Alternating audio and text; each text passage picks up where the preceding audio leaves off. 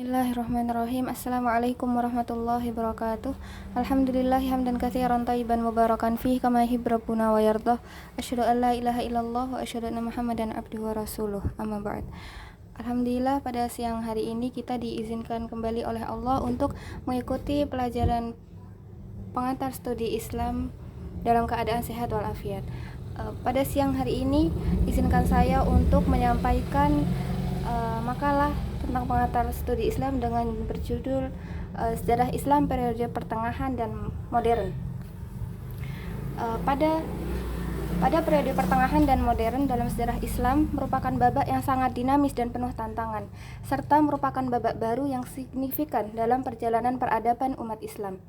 Setelah masa keemasan pada periode klasik yang kemarin sudah dijelaskan oleh Mbak Nadia, di mana Islam mengalami ekspansi wilayah dan mencapai puncak-puncak kejayaannya dalam berbagai bidang ilmu pengetahuan, seni, dan budaya, muncullah dinamika yang kompleks pada periode-periode selanjutnya. Jatuhnya Baghdad ke tangan Mongol menjadi titik balik penting yang menandakan berakhirnya kekhalifahan Abbasiyah dan melemahnya kekuatan politik Islam di kawasan Timur Tengah. Perubahan politik ini berdampak besar pada kehidupan sosial dan budaya masyarakat Islam. Pada periode pertengahan ini muncul juga 3 kerajaan besar setelah runtuhnya dinasti Abbasiyah. Mereka berhasil menyatukan wilayah yang luas dan membangun peradaban yang megah. Meskipun mencapai puncak kejayaannya, ketiga kerajaan tersebut akhirnya mengalami kemunduran juga. Lalu, pada periode modern, adanya babak baru yang sangat dinamis dan penuh tantangan dalam perjalanan peradaban Islam. Periode ini ditandai dengan adanya pengaruh barat dan kolonialisme sehingga mempengaruhi kaum muslimin dalam membangkitkan kembali agama Islam pada masa itu, setelah sebelumnya mengalami kemunduran. Pengaruh yang lainnya yaitu kaum muslimin terdorong untuk mengembangkan ajaran-ajaran Islam dengan tujuan agar Islam tidak menjadi bangsa terbelakang dari bangsa yang lainnya. Baik, di sini kita akan mengawali dengan pembahasan periode sejarah Islam. Pada periode sejarah Islam ini, pada periode pertengahan itu terbagi menjadi 2, yaitu ada fase kemunduran pada tahun 1250 sampai 1550 Masehi, dan yang kedua ada fase 3 kerajaan besar, yaitu pada tahun 1500 sampai 1800 Masehi. Kita mulai dari fase kemunduran dahulu. Pada masa ini, dinasti Abbasiyah yang menjadi satu-satunya peradaban Islam masih berdiri. Namun, mulai bermunculan berbagai masalah yang sangat kompleks yang menerpa dunia Islam. Permasalahan tersebut dimulai ketika kota Baghdad yang menjadi pusat peradaban Islam diserbu dan dibantai oleh tentara Mongol pada tahun 1248 Masehi. Jatuhnya kota Baghdad ini tidak hanya mengakhiri dinasti Abbasiyah, tetapi juga menjadi sebab atas kemunduran peradaban Islam. Namun tidak cukup berhenti di situ, Timur Leng juga menghancurkan pusat-pusat Islam yang lain. Oleh karena itu, bertambahlah desentralisasi dan disintegrasi. Perbedaan antara Sunni dan Syiah, Arab dan Persia semakin nampak jelas. Karena hal itu, dunia Islam pada zaman ini terbagi menjadi 2 bagian, yaitu yang pertama, bagian Arab yang terdiri atas Arabia, Irak, Suriah, Palestina, Afrika Utara, dan Mesir sebagai pusat. Yang kedua ada bagian Persia yang terdiri atas Balkan, Asia Kecil, Asia Tengah, dan Iran sebagai pusatnya. Dan pada akhirnya politik umat Islam muncul dan berkembang kembali saat adanya 3 kerajaan besar. Fase yang kedua ada fase 3 kerajaan besar pada tahun 1500 sampai 1800 Masehi. Pada fase 3 kerajaan besar ini ada 3 kerajaan yang sangat mempengaruhi perkembangan Islam. Yang pertama ada kerajaan Turki Utsmani. Pada awalnya kerajaan Utsmani itu hanyalah sebuah dinasti yang berasal dari suku pengembara yang dipimpin oleh seseorang yang bernama Sulaiman. Dia mengajak sukunya untuk mendiami sebuah daerah yang berada di barat Gunung Gobi, terletak antara Tiongkok dan Mongol. Kenapa Sulaiman itu mengajak sukunya untuk mendiami daerah Gobi itu? Untuk menghindari serbuan bangsa Mongol. Namun di tengah perjalanan mereka mengalami kecelakaan berupa banjir besar, yang mana pemimpin mereka termasuk menjadi korban dalam kecelakaan tersebut. Karena hal itu, suku mereka terbagi menjadi 2. Ada kelompok yang ingin kembali ke wilayah asalnya dan Kelompok yang kedua, kelompok ini masih ingin terus melanjutkan perjalanannya ke tujuan yang pertama, dan kelompok yang kedua ini dipimpin oleh seorang yang bernama Ertugrul bin Sulaiman.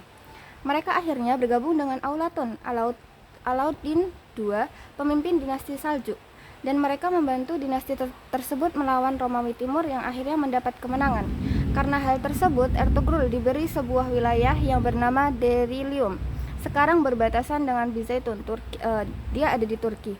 Lalu ketika Ertugrul meninggal, kepemimpinannya digantikan oleh putranya yang bernama Utsman.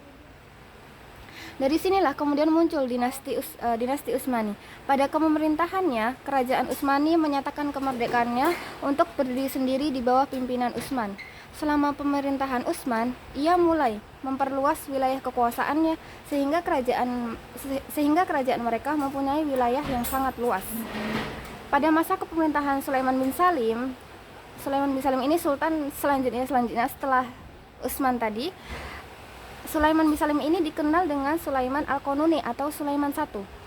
Pada kepemerintahan Sulaiman bin Salim merupakan puncak kejayaan Turki Utsmani karena keberhasilannya dalam mengatur kembali sistem undang-undang Kesultanan Turki Utsmani dan disiplinnya dalam pelaksanaan undang-undang tersebut secara teratur menurut keadaan masyarakat Islam saat itu. Setelah itu, kerajaan Turki Utsmani menjadi semakin luas dan berkembang, semakin pesat dalam bidang-bidang kehidupan yang lain. Di antaranya adalah kepemerintahan dan militer. Para pemimpin pendahulu kerajaan Turki Utsmani adalah orang-orang yang hebat dan kuat, sehingga kerajaan dapat melakukan ekspansi dengan cepat dan luas. Keberhasilan ekspansi tersebut juga disebabkan karena terciptanya jaringan pemerintah yang baik.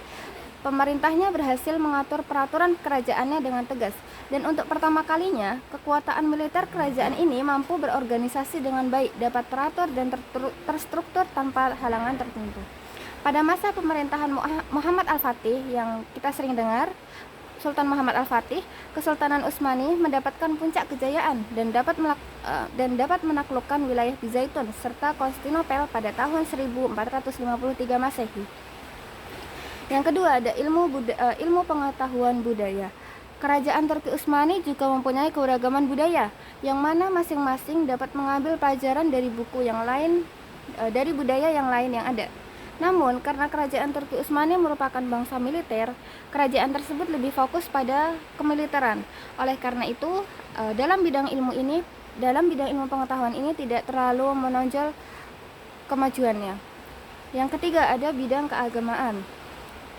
Di Turki mempunyai tradisi bahwa agama mempunyai peranan besar terhadap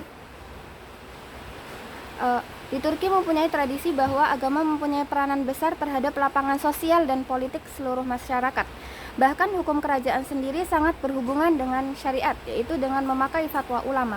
Akan tetapi dalam pengambilan hukum, pemerintah cenderung hanya mengambil dari satu mazhab saja dengan menekan mazhab lain. Kajian mengenai ilmu-ilmu agama seperti fikih, ilmu kalam, tafsir, dan hadis bisa dikatakan tidak mengalami kemajuan yang berarti. Yang keempat ada bidang sosial dan ekonomi. Kerajaan Utsmani telah berhasil memperluas wilayah kekuasaan dan penataan politik pada kemajuan sosial ekonomi negara, sehingga Turki menjadi pusat perdagangan dunia pada saat itu. Lalu kita masuk pada masa kemunduran kerajaan Utsmani. Masa runtuhnya kerajaan Turki Utsmani. Kerajaan Utsmani mulai memasuki fase kemundurannya setelah Sultan Sulaiman I wafat. Namun kemundurannya tidak langsung terlihat karena kerajaan Utsmani sangatlah besar. Setelah Sultan Sulaiman wafat, kepemimpinan digantikan oleh Sultan Salim II. Kenaikan Sultan Salim II ini telah dianggap oleh para sejarawan sebagai sebab melemahnya semangat juang prajurit Utsmani. Sejak saat itu, Turki Utsmani berturut-turut mengalami kekalahan dalam peperangan yang ada, hingga pada akhirnya kerajaan ini berakhir pada abad 20 Masehi. Ada beberapa faktor yang mempengaruhi kemunduran kerajaan Utsmani, yaitu yang pertama, wilayah kekuasaan yang sangat luas. Yang kedua, heterogenitas penduduk. Yang ketiga, kelemahan para penguasa. Yang keempat, pemberontakan tentara Jenisari. Tentara Jenisari ini adalah tentara yang banyak berkontribusi dalam penaklukan Konstantinopel. Jadi dari pemerintahan Sultan Salim II ini tentara Jenisari itu sudah mulai memberontak. Yang kelima ada merosotnya ekonomi. Terus kerajaan terbesar yang kedua dalam periode pertengahan, ya ada kerajaan Safawi. Daulah Safawiyah adalah sebuah gerakan terakat Sufiyah yang berdiri di Adabil, sebuah kota yang berada di Iran. Nama Safawiyah itu diambil dari pendirinya itu sendiri, yaitu Safi al-Din. Makanya dinamain kerajaan Safawiyah. Terakat ini sangat teguh memegang ajaran agama dengan menganut aliran Syiah dan ditetapkan sebagai mazhab di negaranya. Pada asalnya tujuan awal terakat ini itu hanya untuk memerangi orang-orang yang ingkar dan orang yang mereka sebut orang itu ahli bid'ah. Berasal dari terakat kecil lokal, semakin lama terakat ini pun berubah menjadi gerakan keagamaan yang sangat besar di Persia, Syria, dan Anatolia, hingga akhirnya yang pada awalnya hanya gerakan keagamaan biasa berkembang menjadi gerakan politik dan dapat mendirikan dinasti sendiri. Seiring berjalannya waktu, fanatisme pengikut terakat Safawiyah ini menentang adanya golongan lain selain Syiah, hingga menambahkan gerakan politik dan banyak terjadi konflik. Dan masa kerajaan ini beberapa kali mengalami kehancuran. Namun kekuatan Safawiyah bangkit kembali dalam kepemimpinan seorang yang bernama Ismail. Selama 5 tahun, Ismail berhasil membentuk kekuatan untuk mengalahkan musuh yang dahulu itu terakhir kali mengalahkan dinasti Safawiyah. Pada saat itulah ia memproklamirkan karena kalahnya kelompok yang dahulu menghancurkan Safawiyah itu, terakat Safawiyah ini menduduki tempatnya dinasti itu, dan akhirnya mereka mendirikan kerajaan di sana yang dinamakan dinasti Safawiyah. Dan Ismail itu menobatkan dirinya sendiri sebagai raja pertama dinasti Safawiyah. Pada dinasti Safawiyah ini mereka mengalami masa kejayaan dan kemajuan. Yang pertama, ada kejayaan dalam bidang politik dan kemiliteran. Pada masa pemerintahan Ismail itu tadi raja pertama, ia melakukan tindakan ekspansi dan mendorong perbatasan Safawiyah di Asia Kecil, bahkan lebih ke barat. Ia juga memimpin pasukannya untuk melakukan pertempuran dengan dinasti-dinasti kecil lainnya.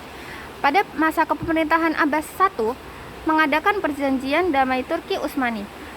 Yang kedua, ada memindahkan pusat kepemerintahan ke Isfahan, yang mana kota tersebut merupakan kota yang sangat penting bagi perkembangan politik dan perekonomian.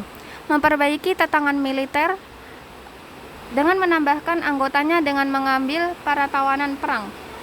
Yang kedua, ada kemajuan dalam bidang keagamaan. Masa pemerintahan Ismail, ia menetapkan Syiah Isna Asyariyah sebagai mazhab resmi di negaranya dan mendatangkan seseorang ulama ternama Syiah yang berasal dari Bahrain dan Jabal Amin di Lebanon, yang mana kedua wilayah tersebut mempunyai banyak ulama Syiah besar. Masa pemerintahan Abbas I, ia mulai menanamkan sikap toleransi terhadap politik agama. Pemahaman Syiah tidak lagi dipaksakan kepada semua masyarakatnya. Jadi semua orang dapat beragama secara bebas pada kepemerintahan Abbas I. Yang ketiga, ada kemajuan dalam bidang kepemerintahan. Masa kepemerintahan Ismail, ia melakukan perbaikan tatanan sistem administrasi pemerintahan, melakukan ekspansi wilayah. Ekspansi itu tuh perluasan wilayah. Melakukan ekspansi wilayah pemerintahan hingga dapat menguasai seluruh Persia, bagian barat dan wilayah Eropa. Berkolaborasi dengan beberapa negara-negara lain dan menciptakan lembaga-lembaga pemerintahan baru berkaitan dengan keagamaan, hukum, dan arsitektur. Yang keempat, ada kemajuan dalam bidang ekonomi. Dalam pemerintahan Ismail, ia menjadikan pemerintah sebagai pusat pengendali pasar dan menerapkan sistem ekonomi terpusat, di mana pemerintah mengatur sepenuhnya perekonomian di seluruh wilayah yang menjadi kewenangannya. Yang kedua, di pemerintahan Abbas I, stabilitas perekonomian menjadi lebih baik setelah dikuasainya Kepulauan Humus dan Bandar Qumrun. Diubah menjadi Bandar Qumrun, yang mana Bandar Qumrun ini diubah namanya menjadi Bandar Abbas, karena ini merupakan jalur perdagangan laut antara timur dan barat. Yang kelima, ada kemajuan dalam bidang keilmuan. Di pemerintahan Abbas I, di bidang keilmuan telah dilakukan upaya dengan mendirikan 162 masjid dan 48 pusat pendidikan. Sistem pendidikan pada dinasti Safawiyah ini pada dasarnya memiliki 3 corak pendidikan. Yang pertama, ada pendidikan indoktrinasi sebagai inti penguatan keyakinan Syiah. Yang kedua, ada pendidikan estetika untuk menekankan seni arsitek untuk mendukung bidang industri dan komersial. Yang ketiga, ada pendidikan militer dan manajemen pemerintahan. Gunanya adalah untuk memperkuat armada dan profesionalisme dalam administrasi pemerintahan. Pada kerajaan Safawiyah, akhirnya setelah mengalami masa keemasan, mereka akhirnya mengalami masa kemunduran juga. Kapan itu? Yaitu setelah meninggalnya Abbas I, kerajaan Safawi diperintah oleh 6 orang raja setelahnya, yang mana mereka tidak dapat mempertahankan stabilitas pencapaian yang telah dilakukan oleh raja terdahulu. Beberapa faktor yang menjadi penyebab kemunduran kerajaan Safawi yaitu, yang pertama, sistem kepemerintahan setelah Abbas I itu mulai melemah. Mereka melakukan tindakan kejam pada pembesar kerajaan lain yang dicurigai, serta para pemabuk. Yang kedua, pasukan perang yang dibentuk oleh Abbas I sudah tidak memiliki semangat perang yang tinggi lagi. Yang ketiga, konflik tiada henti dengan kerajaan Utsmani dan penganut aliran Sunni. Yang keempat, sering terjadi konflik intern dan perebutan kekuasaan di istana. Kerajaan terakhir pada masa pertengahan yaitu ada kerajaan Mughal. Dinasti Mughal berdiri pada seperempat abad setelah dinasti Safawi itu berdiri. Pada awalnya, Kekaisaran Mughal bukanlah kerajaan Islam pertama yang berdiri di India. Jadi Mughal ini tempatnya ada di India. Kerajaan ini pertama kali didirikan oleh Zahiruddin Babur yang merupakan keturunan Timur Leng. Timur Leng tadi adalah seorang yang menghancurkan dinasti Abbasiyah. Di bawah pemerintahannya, Babur berhasil menaklukkan Samarkand, kota terpenting di Asia Tengah saat itu. Ia juga berhasil merebut Kabul, ibu kota Afghanistan. Kemudian ia juga berekspansi ke India yang saat itu diperintah oleh Ibrahim Lodi. Pasukan Babur memperoleh kemenangan sehingga ia dapat memasuki kota Delhi dan membangun kekuasaannya di sana. Sejak saat itu, dinasti Mughal berdiri di India dan Delhi ditetapkan sebagai ibu kotanya. Perkembangan peradaban Mughal. Yang pertama, strategi pemerintahan. Bentuk pemerintahan militeristik mencakup pada beberapa poin, yaitu Sultan bertindak sebagai penguasa absolut. Pemerintahan daerah diawasi oleh seorang panglima dan kepemimpinan distrik dipercayakan kepada seseorang pemimpin komando. Jabatan sipil juga ditentukan melalui jenjang-jenjang militer. Seluruh pejabat sipil wajib mengikuti latihan militer. Itu belum. Kemudian Akbar mengumumkan kebijakan baru yang berisi bahwa seluruh rakyat India memiliki posisi yang sama, tidak boleh dibedakan berdasarkan suku atau agamanya. Kebijakan ini telah berhasil menciptakan persatuan masyarakat India yang sangat beragam suku dan juga keyakinannya. Yang kedua, ada perkembangan peradaban dalam perekonomian dinasti Mughal. Pada masa kepemerintahan Akbar, keberhasilan stabilitas politik mendukung pencapaian dalam bidang perekonomian, ilmu pengetahuan, dan peradaban. Banyak keberhasilan yang diraih dalam hal perekonomian ini yang membawa kemakmuran besar bagi rakyat pada masa kepemerintahan Mughal di India. Yang ketiga, ada pembangunan peradaban pada bidang seni. Pencapaian yang membawa kemajuan yang sangat besar di kerajaan Mughal adalah kemajuan dalam bidang seni syair dan arsitektur. Jadi majunya dalam bidang seni dan arsitek. Banyak peninggalan-peninggalan yang mengagumkan yang masih dapat dilihat sampai sekarang di museum-museum di India. Yang keempat, ada ilmu pengetahuan. Pada masa ini, ilmu pengetahuan tidak mengalami kemajuan sama sekali, bahkan mengalami kemunduran. Minat dalam bidang studi filosofis yang biasanya itu mereka pelajari pada abad-abad terdahulu juga sudah sangat merosot. Mereka cenderung taklid pada imam-imam klasik. Yang kelima, ada peradaban dalam bidang keagamaan. Pada awalnya, kedatangan Islam di India itu memiliki sifat politik, yang ditandai dengan penaklukan dan kekuasaan atas kaum minoritas dan berhasil menyebarkan Islam di antara sejumlah besar orang Hindu karena perlawanan tadi. Namun, karena munculnya krisis spiritual dalam Islam di India, muncullah agama baru yang disebut Sikhisme yang mengajarkan bentuk praktik sufi yang diperbarui. Yang terakhir ada kemunduran kerajaan Mughal.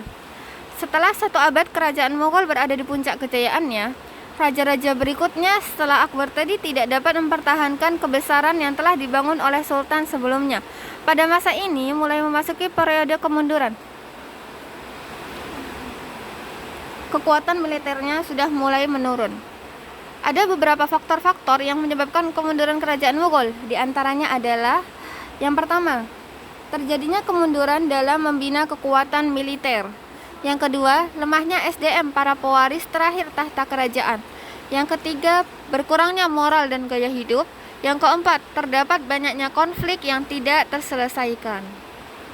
Oke, pada masa pertengahan ini sudah selesai. Tadi yang ada fase kemunduran dan ada fase 3 kerajaan besar.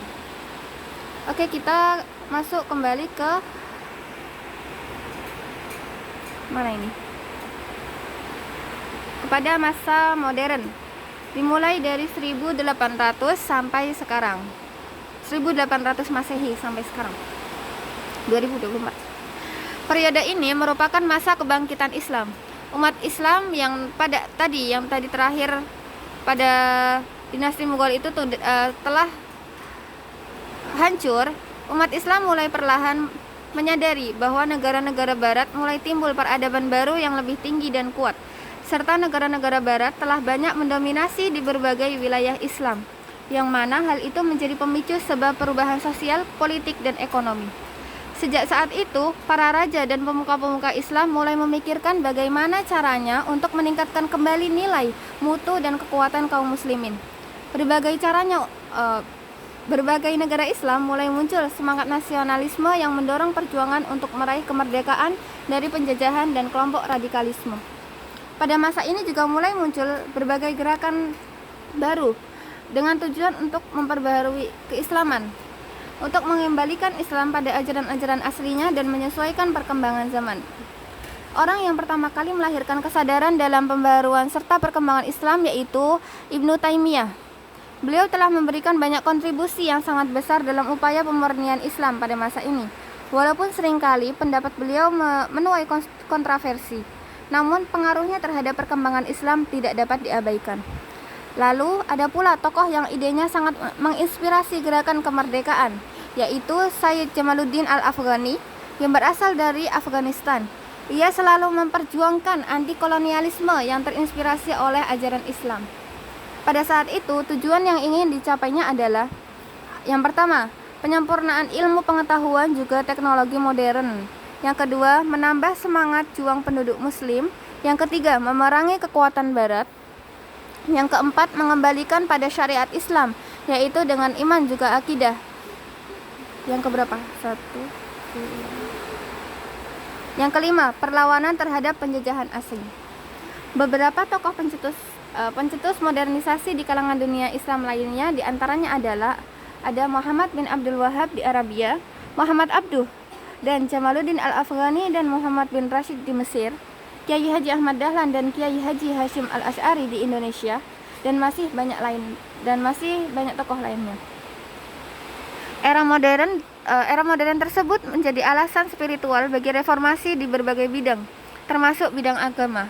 Kata pembaruan Islam berarti modernisasi, yaitu ajaran Islam yang bersifat relatif dan terbuka terhadap perubahan dan pembaharuan. Dalam perkembangan selanjutnya, sistem pendidikan Islam semakin berkembang dan maju. Pemikiran pembaharuan tentang sistem pendidikan ternyata selalu mendapat perhatian, karena pendidikan merupakan suatu hal yang tidak akan pernah pudar. Hal ini ditandai oleh masuknya ilmu agama pada sekolah-sekolah umum dan masuknya ilmu-ilmu umum di sekolah madrasah. Oke, selesai pembahasan kita. Kita masuk ke penutup kesimpulan atas apa yang telah saya sampaikan tadi. Dari pembahasan di atas, kita dapat simpulan bahwa sejarah Indonesia sejarah Islam mengalami beberapa periode, yang mana pada masing-masing periode terdapat fase kemajuan dan kemunduran sesuai masanya masing-masing. Pada periode pertengahan terdapat dua fase, yaitu fase kemunduran dan fase kemajuan. Fase kemunduran yaitu pada saat dinasti Abbasiyah yang merupakan pusat Islam saat itu dihancurkan oleh Timur Leng, sehingga Islam saat itu menjadi memudar. Dan fase kemajuannya yaitu pada saat adanya 3 kerajaan besar, yaitu Kerajaan Turki Utsmani, Kerajaan Safawi, dan Kerajaan Mughal, yang mana ketiganya mempunyai masa keemasannya tersendiri. Lalu diakhiri dengan Islam masa modern, yang mana setelah kehancuran kerajaan-kerajaan besar yang menyebabkan keislaman juga mengalami kemunduran, muncullah para tokoh-tokoh yang mempunyai banyak ide untuk mengembangkan kejayaan Islam kembali dengan berbagai macam upaya. Baik, cukup sekian yang bisa saya sampaikan. Apabila teman-teman masih ada kebingungan atau masih kurang dalam penjelasan yang sudah saya jelaskan tadi, bisa membaca banyak artikel. Ada banyak artikel di Google yang kemarin saya temui, atau di buku-buku lain juga boleh. Jika ada yang mau ditambahkan tentang materi ini juga silahkan ditambahkan di grup. Kurang dan lebihnya saya mohon maaf. Apabila ada kekurangannya itu murni dari saya, dan apabila ada lebihnya itu hanya dari Allah Subhanahu wa taala. Terima kasih sudah mendengarkan sampai akhir. Wassalamualaikum warahmatullahi wabarakatuh.